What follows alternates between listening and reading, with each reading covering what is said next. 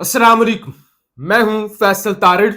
आज 8 अगस्त बरोज जुमा भारत ने जी एक दफा फिर से पाकिस्तान पर एक नाकाम हमला करने की कोशिश की है, जिसको फौरी तौर पर पाकिस्तान की जानब से नाकाम बना दिया गया है और भारत को एक बड़ा सरप्राइज दिया गया है। आज पाकिस्तानी सुप्रीम कोर्ट के अंदर क्या तमाशा लगा है। मलिक रियाज के बैरिया टाउन वाले केस पर क्या पेशरफ्त हुई है।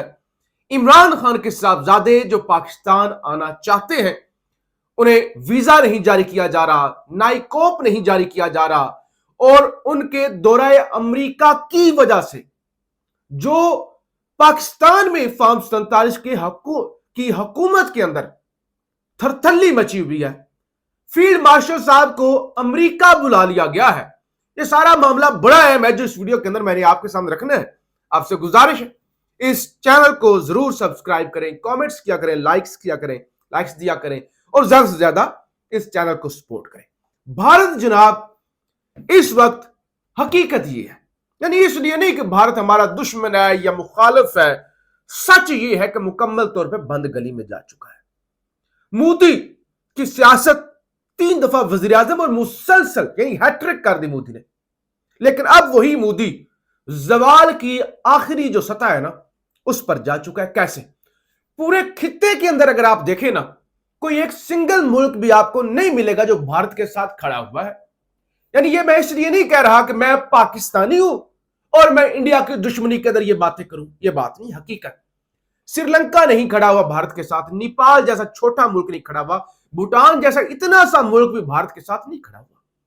बांग्लादेश के बारे में मुझे बताने की जरूरत नहीं है। बांग्लादेश के अंदर जो भारत को लेकर मोदी को लेकर नफरत पाई जा रही है क्योंकि उन्होंने हसीना वाजिद को पनाह दी।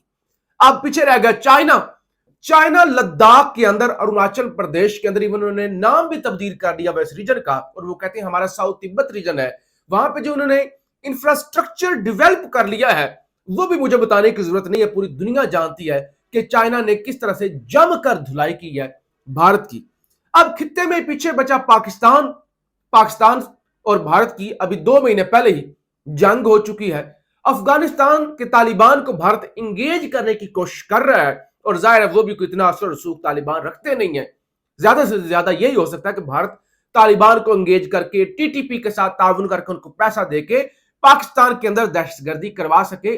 अदरवाइज सफारती महाज पर यह कोई बड़ी कामयाबी भारत की नहीं है। और फिर ईरान और भारत के ताल्लुकात हमेशा से अच्छे समझे जाते थे, लेकिन जब ईरान और इसराइल की जंग हुई तो मोसाद के ज्यादा जो एजेंट्स पकड़े गए, जो ईरान की जासूसी कर रहे थे, उनका ताल्लुक भारत से था, और भारत ने जिस तरह से इसराइली हमले की मजम्मत भी नहीं की। तो इस सारी सूरत हाल के बाद जो ट्रैवल एडवाइजरी आई वो सारी, यानी मुझे बताने की जरूरत नहीं है कि ईरान कितनी नफरत करता है अब हिंदुस्तान से। दूसरी तरफ हुआ क्या? ये सब कुछ किसके कहने पे मोदी ने किया? क्या मोदी की गलत शॉट थी? वो थी उठकर जाके अमेरिकियों की गोद में बैठ जाना, क्वाड का मेंबर बन जाना, ऑस्ट्रेलिया, जापान, अमेरिका, भारत, और हम मिलकर किसका मुकाबला करेंगे? चाइना का।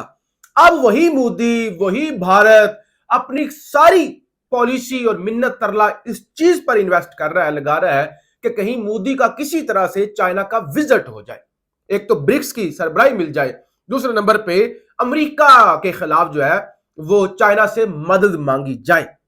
तो एक तो ये हो रहा है। दूसरी तरफ रूस, अजीत डोभाल ने रूस का दौरा किया कि हम रूस से तेल खरीद रहे हैं, रूसियों को बताया जाए, क्योंकि रूसी भी पाकिस्तान और इंडिया की जंग में न्यूट्रल हो गए थे, और ये जो शंघाई ताउन का अलामिया आया था उसके अंदर भी रूस ने पाकिस्तान की हमायत की थी। अब इंडियन जाके बताते हैं, अजीत डोभाल पुतिन को बताते हैं कि देखिए आपसे तेल खरीदने की वजह से हम पर टैरिफ लग रहा है, 50% लग रहा है, कि फंसे हुए हैं। अब पुतिन के अपने मसाइल है, उनकी यूक्रेन के साथ जंग चल रही है। कल ही दौरा किया मोहम्मद बिन जायद अल नहयान ने यूएई से मास्को का, और पुतिन ने कहा कि मैं ट्रंप से मिलने के लिए तैयार हूं, लेकिन अपने मफाद के लिए मिलूंगा, किसी न्यूट्रल वेन्यू पर मिलूंगा, मैं उसे मास्को नहीं बुलाऊंगा, ना मैं खुद अमेरिका जाऊंगा। हां, अगर वो यूएई आ जाता है तो मैं भी यूएई चला जाऊंगा, न्यूट्रल वेन्यू पर मुलाकात हो सकती है। तो अब उनके अपने मसाइल है। अब पाकिस्तान और भारत ऑपरेशन संदूर اب بھارتی فوج آپریشن سندور کا نام سن کر بھی شرماتی ہے. کیا کون سی کامیابی بتائیں؟ عالمی اخباروں کے اندر جو کچھ لکھا گیا، جو کچھ پڑھا گیا، جو کچھ ٹرمپ نے کوئی 35 سے 40 دفعہ طیارے گرنے کا ذکر کر دیا، اس کے بعد اب مودی کی سیاست، خارجہ پالیسی تو پہلے دن سے ختم تھی نا. یہ خود بھارتی مانتے ہیں. انٹرنل پالیٹکس بھی تباہ ہو گئی کہ تم نے ہمیں جھوٹ بولا. بھارت کا میڈیا کریڈیبلٹی کھو بیٹھا، زیرو ہو گیا کہ تم ہم سے جھوٹ بولتے ہو. اب مودی جو کرائسس کا شکار ہے وہ سوچ رہا ہے کہ یار کسی طرح سے پاکستان پر کوئی کامیاب حملہ کروں اور پھر ایک دفعہ پھر سے میری جو گرتی ہوئی ساکھ ہے نا وہ بحال ہو جائے. اب وہ ہو نہیں رہی. 2-3 دن پہلے خبر چلی آدھی رات کے وقت، رات 2 بجے کے، کہ انڈین فضائیہ کے طیاروں نے ایل او سی پر حملہ کر دیا. بعد میں بتایا گیا جھوٹی خبر ہے. پھر بتایا گیا جی پونچھ سیکٹر کے اندر ہم نے پاکستان پر حملہ کر دیا. بعد میں انڈیا نے آفیشلی، حالانکہ انڈیا کے میڈیا نے یہ کلیم کیا تھا، آفیشلی انہوں نے کہہ دیا کہ بھائی یہ تو جھوٹی خبر تھی. اب ایک اور آج خبر یہ ہے کہ جیو نیوز کی خبر ہے، سیکیورٹی فورسز نے لاہور کے قریب بھارتی ڈرون مار گرایا. لاہور کا علاقہ ہے منابا میں سرویلنس کرنے کے لیے انڈیا نے اپنا ڈرون بھیجا تھا. سرویلنس کیوں کر رہے ہیں؟ پلان کر رہے ہیں نا، تیاری کر رہے ہیں. میں نے آپ کو بتایا تھا کہ اس میں انڈیا اس لیے پیچھے ہٹا تھا کہ وہ نقصان بہت زیادہ ہو گیا تھا، اسلحہ اکٹھا کر رہا تھا. اب دوبارہ وہ سرویلنس کر رہے ہیں، وہ مختلف نشانے جو ہیں وہ مارک کر رہے ہیں کہ یہاں پہ ہم حملہ کریں، یہاں پہ، یعنی وہ اپنی تیاریوں میں لگے ہوئے ہیں. لیکن آج جیسے ہی انہوں نے سرویلنس کرنے کے لیے اپنا ڈرون لاہور بھیجا تو پاکستان تو ظاہر ہے ہر پل تیار ہے، تو فوری طور پہ پاکستان کی جانب سے سرپرائز دے دیا گیا. اب ذرا کچھ انٹرنل پالیٹکس پاکستان کے حوالے سے کچھ خبریں آپ کے سامنے رکھ لوں. ایک تو خبر یہ ہے کہ پی ٹی آئی رہنماؤں کے خلاف جو 26 نومبر کے احتجاج پر درج ہوئے تھے مقدمات، اس کے اندر انسداد دہشت گردی عدالت میں سماعت ہوئی ہے. سابق صوبائی وزیر راجہ بشارت کی 6 مقدمات میں عبوری ضمانت خارج ہو گئی راولپنڈی کے اندر، جبکہ سنم جاوید کے 2 مقدمات میں عبوری ضمانت خارج ہو گئی ہے. علیمہ خان بھی آج انسداد دہشت گردی کی عدالت پہنچی ہیں. وہاں پر انہوں نے کچھ گفتگو کی ہے اور ظاہر ہے وہ بڑی اہم گفتگو ہے جو علیمہ خان کی جانب سے کی گئی ہے. ان کی جانب سے کہا گیا قاسم اور سلیمان ضرور جو ہے وہ واپس آئیں گے، وہ پیچھے نہیں ہٹیں گے. انہوں نے اپنے برٹش پاسپورٹ پر ویزے کے لیے بھی اپلائی کر رکھا ہے. نائکوپ ان کا بن گیا ہے لیکن یہ ہارڈ کاپی یعنی اس کو وہ جاری نہیں کر رہے. تو بہرحال قاسم اور سلمان پیچھے نہیں آئیں گے، ہٹیں گے اور وہ ضرور پاکستان آئیں گے. اور علیمہ خان نے کہا ہمیں کوئی ڈر نہیں، ہمیں کوئی پرواہ نہیں، ہم تو اب ضمانتیں تک نہیں کرواتے. کہا ہم اب ضمانتیں نہیں کرواتے، ان فارمیلٹیز میں نہیں پڑتے. اگر ہم ضمانت کروا بھی لیں یا ہم تھک چکے ہیں، کسی اور مقدمے میں ہمیں گرفتار کر لیں گے، لہٰذا ہم گرفتاری دینے کے لیے تیار ہیں. دوسری طرف اب نون لیگ کے اندر جو شور یہ مچا ہوا ہے، عمران خان کے بیٹوں نے امریکہ کا دورہ کیا. اس سے پہلے فیلڈ مارشل نے دورہ کیا تھا امریکہ کا. ٹرمپ نے عمران خان کی رہائی کا کہا تھا اور فیلڈ مارشل نے کہا تھا کہ ٹرمپ سے کہ آپ گرنٹر بن جائیں، کہ آپ عمران خان کی گارنٹی دیتے ہیں کہ وہ باہر آ کر ہمارے نظام کو چیلنج نہیں کریں گے.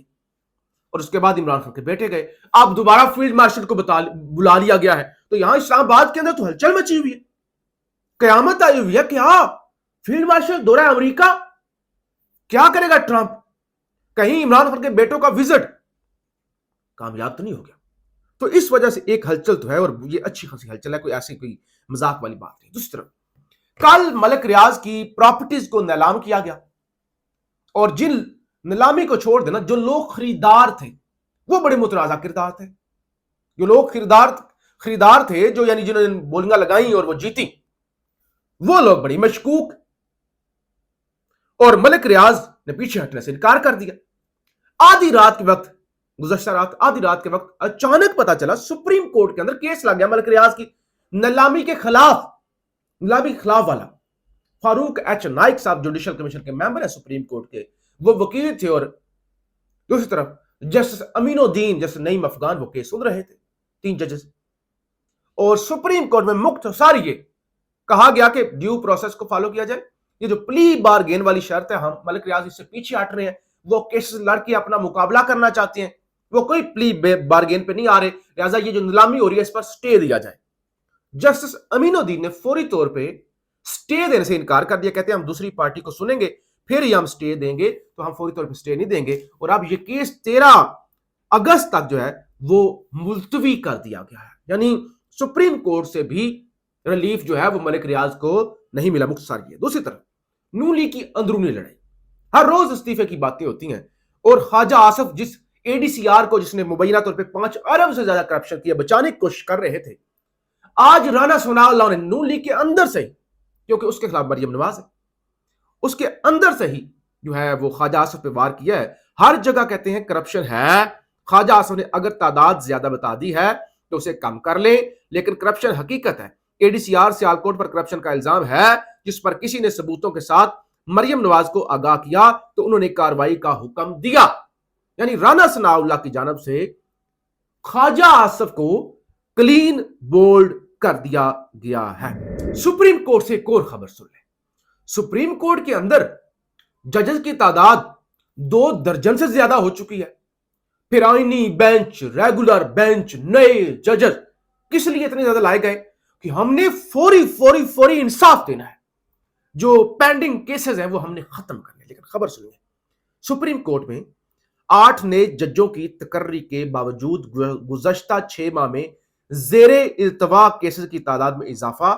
اس وقت ٹوٹل 57,000 سے زائد کیسز زیر التوا ہے، جبکہ مارچ میں یہ تعداد 55,700 سے زیادہ تھی.